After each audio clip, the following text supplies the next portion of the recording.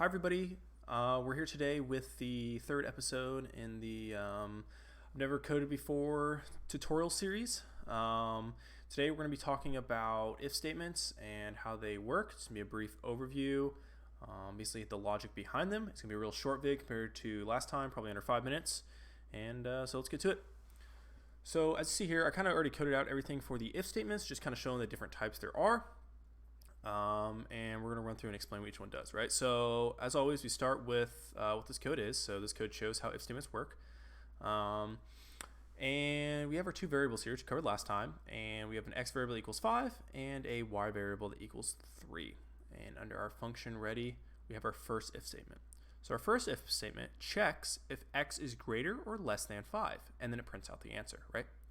So this is basically how it works, right? So it's a logic statement. So if x is greater than 5, do basically what is printed out underneath it, right? So anything that is in this area, right? Any of this. You could have, one line of code like I have here, or you could have 1,000 lines of code, right? What it's going to do is execute every single thing in here if that is true.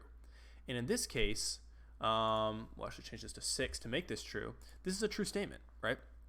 X is greater than 5. So this is true. So that means if we run it, we will get this printed out, right? Now for the else states that if this is not true, do this, right? So do this, whatever be coded, basically any of this here, right? So if x is basically less than 5 or equal to 5.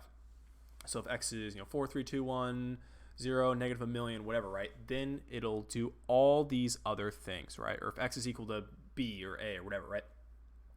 And so that's really the fundamental of an if statement.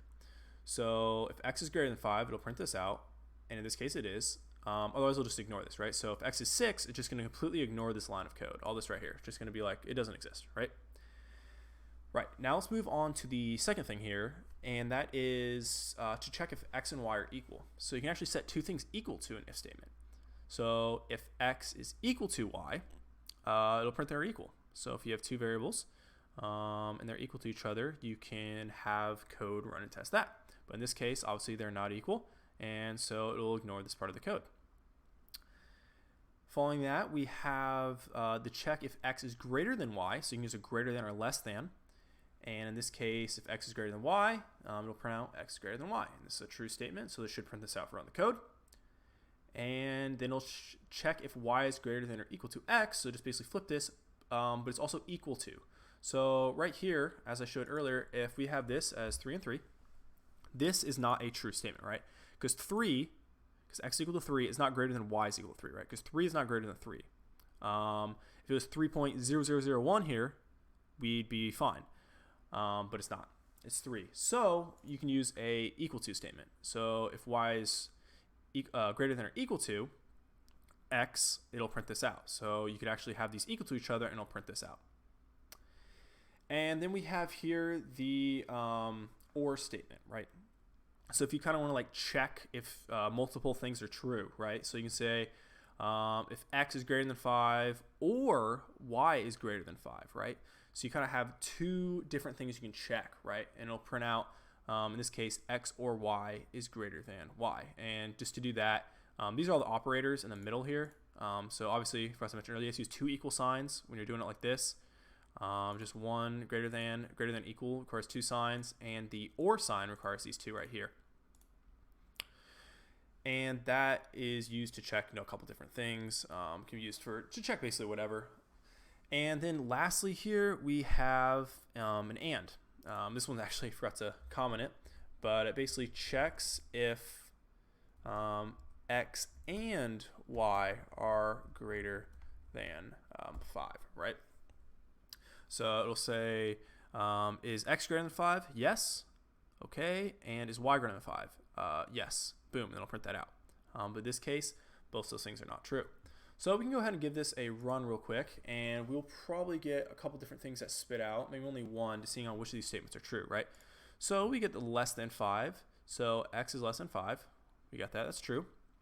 And we got x is equal to y, which we expected. They're equal. And we got y is greater than or equal to x, which we expected.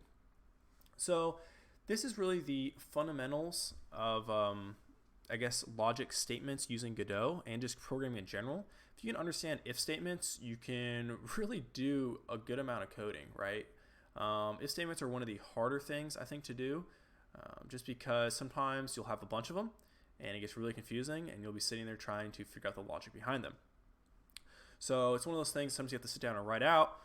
Print statements are always great to use. So let's say you have, in this case, x is greater than y, and you have all this awesome code that happens in here. You have 100 lines, all these things are supposed to happen, but for some reason it's not working. One of the easiest ways to check is just if you like print something out, right? So if you just like print like, oh, like print this happens, just to show that like this whole code is working, right? And then you just run the code, and you'll get, if you get the statement, that means that this if statement is working right.